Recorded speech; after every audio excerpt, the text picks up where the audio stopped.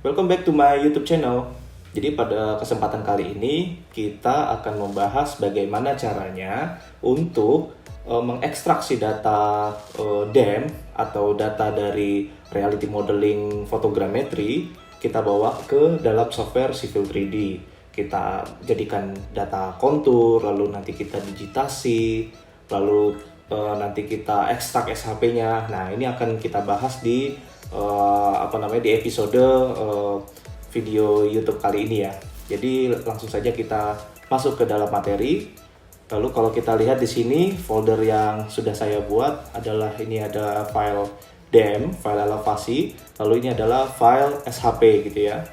Nah, langkah pertama yang kita yang kita pilih, lalu kita buka ini Civil 3D-nya, dibuka software Civil 3D-nya, lalu kita klik di sini ada surface di sini ya, surface, lalu kita klik lagi create surface from DEM.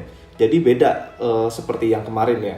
Jadi kalau yang di video kemarin kita bikin surface-nya itu atau bikin si peta konturnya itu dari Global Mapper kan.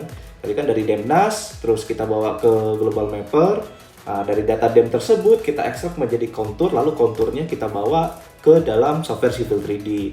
Nah, untuk proses yang kesempatan kali ini, jadi kita langsung direct dengan menggunakan data DEM tadi, kita ekstrak menjadi surface ke dalam software Civil 3D.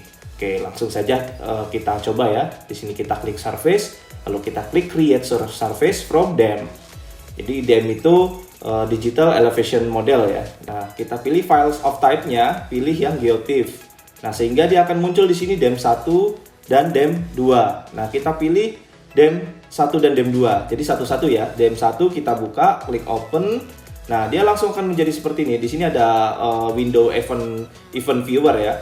Jadi menunjukkan bahwa berapa sih sebenarnya vertex dari DEM tadi, lalu apakah berhasil dijadikan surface atau tidak gitu ya.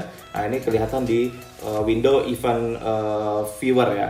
Lalu kita lihat di jendela di sini surface. Nah, di sini langsung kelihatan ya bahwa sudah muncul nama default dari si Autodesk-nya grid from DEM file DEM 1 karena judul DEM-nya tadi DEM 1 ya. Nah, kalau ngeblank seperti ini, kita klik ZE lalu klik enter. Nah, dia langsung jadi kontur seperti ini ya. Nah, ini sangat praktis sekali ya kalau kita bandingkan dengan di video yang sebelumnya. Itu kita harus jadikan dia kontur dulu di dalam Global Mapper, terus nanti kita kita ekspor menjadi DWG, lalu kita copy paste ke file baru di Civil 3D, lalu dijadikan surface.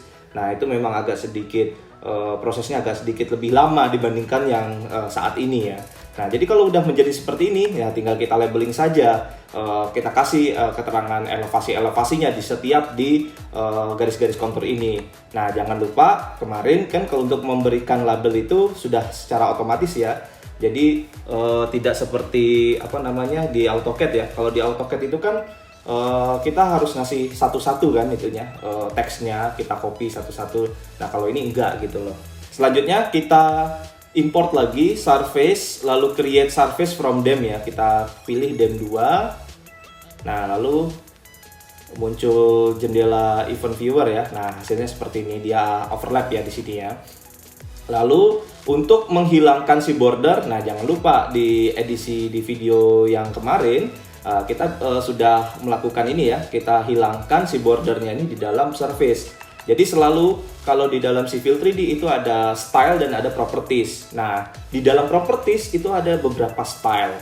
Jadi kita klik ya surface surface-nya kita klik, lalu di sini akan muncul surface properties dan ada dua pilihan, surface properties dan edit surface style. Nah, kalau kita klik surface properties, di sini akan muncul beberapa style. Tetapi kalau kita klik di sini langsung edit surface style, dia langsung di surface style-nya. Nah, ini namanya kan surface style contours 2 meter dan 10 meter background. Ini adalah default dari si Autodesk. Jadi template defaultnya seperti ini. Nah, kalau kalian ingin membuat template sendiri, ya silahkan. Kalau kita bikin file baru lalu kita tidak mempunyai template, nah itu masih ngeblank semuanya. Jadi kita harus bikin satu-satu stylenya warna konturnya, kontur mayornya seperti apa, kontur minornya seperti apa, lalu warna bordernya seperti apa, lalu tipe garisnya mau dia putus-putus atau dia garisnya continuous atau dia garisnya center, lalu tebal tipisnya. Nah, itu lama sekali. Jadi saya saja untuk membuat template itu mungkin bisa 1 bulan sampai 1 tahun mungkin ya, karena kan kita selalu kembangkan terus template-templatenya gitu. Nah, mungkin kalau untuk pembahasan template lalu style itu kita buatkan konten tersendiri ya, karena itu sangat menyita waktu ya, karena banyak yang harus disetting dari surface sampai nanti dia ke assembly sampai dia ke koridor gitu. Wah, panjang sekali kalau kita jelaskan. Oke, langsung balik ke materi lagi. Nah, ini kan kita masih menggunakan defaultnya si Autodesk ya. Langsung saja yang border ini di tab menu display ini, kita klik border ini, visible-nya kita nonaktifkan, lalu kita klik OK. Nah, lalu kita lihat di sini apa yang terjadi. Nah, hilang ya di sini ya bordernya ya. Nah, begitulah cara untuk menghilangkan si bordernya. Oke, setelah bordernya hilang, baru kita coba untuk merubah warna dari si konturnya ya. Kita klik di sini surface properties seperti tadi caranya. Kita klik edit surface style, lalu kita rubah mayor dan minor kontur. Misalkan color untuk mayor saya menggunakan magenta 210 kodenya, lalu untuk minor saya gunakan kodenya di sini menggunakan 215 misalkan. Lalu klik OK. Nah, kita lihat apa yang terjadi. Berubah warnanya di sini ya. Jadi untuk merubah garis kontur tidak menggunakan si layer ini, akan tetapi langsung menggunakan si surface properties lalu edit surface style. Nah, apalagi lebih bagus kalau misalkan kita membuat klasifikasi dari penamaan layer ini.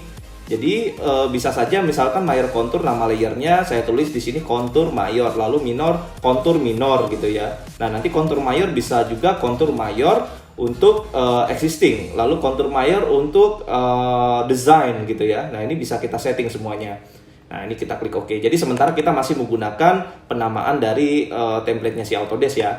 Lalu langkah selanjutnya, mungkin teman-teman masih ingat ya caranya ya untuk memberikan label ya. Jadi untuk memberikan label seperti biasa kita klik di sini, lalu kita klik Add Labels, lalu kita klik Contour Multiple Add Interval. Lalu kita klik di sini, lalu kita klik di bawah sini ya. Klik. Nah, lalu kita setting interval along konturnya. Mungkin tidak serapat kemarin ya, kemarin kan 150, 200 ini. Nah, ini saya tulis 500 misalkan. Nah, 500 ini aja udah agak sedikit lama ya nge-lag ya. Nah, ini langsung keluar ya di sini ya. Nah, penamaan konturnya sudah langsung keluar. Nah, oke. Langkah selanjutnya kita memberi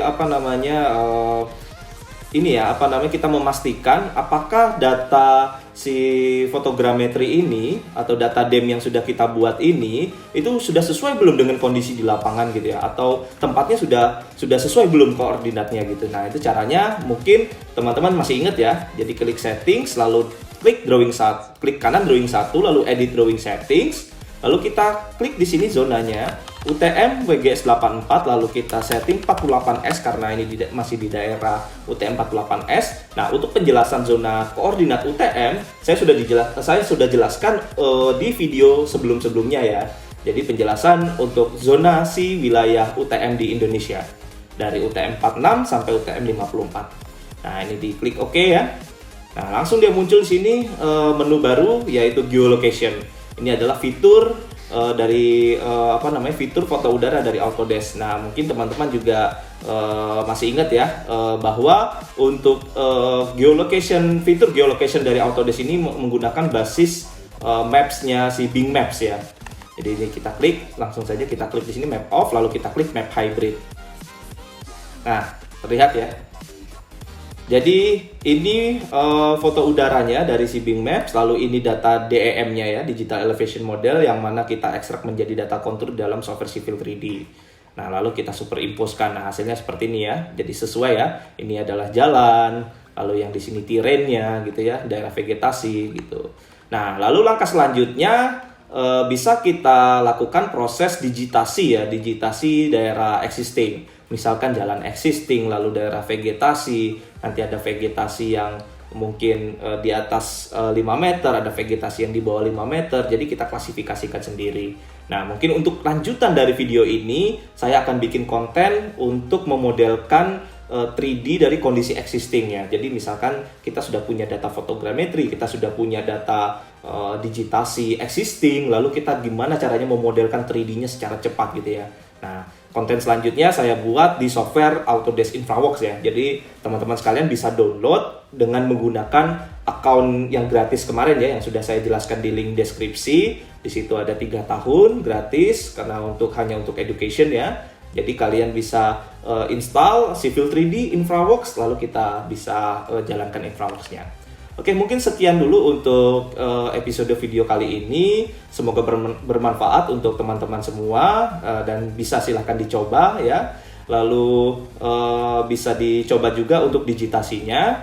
Oke, jadi jangan lupa untuk diklik tombol like-nya, lalu bisa komen ya, bisa request untuk studi case tertentu, lalu bisa kalian bagikan, bisa share ya ke teman-teman kalian. Lalu jangan lupa kalian klik subscribe juga ya. Oke, sekian dari episode kali ini. Semoga bermanfaat ilmunya. Oke, bye-bye.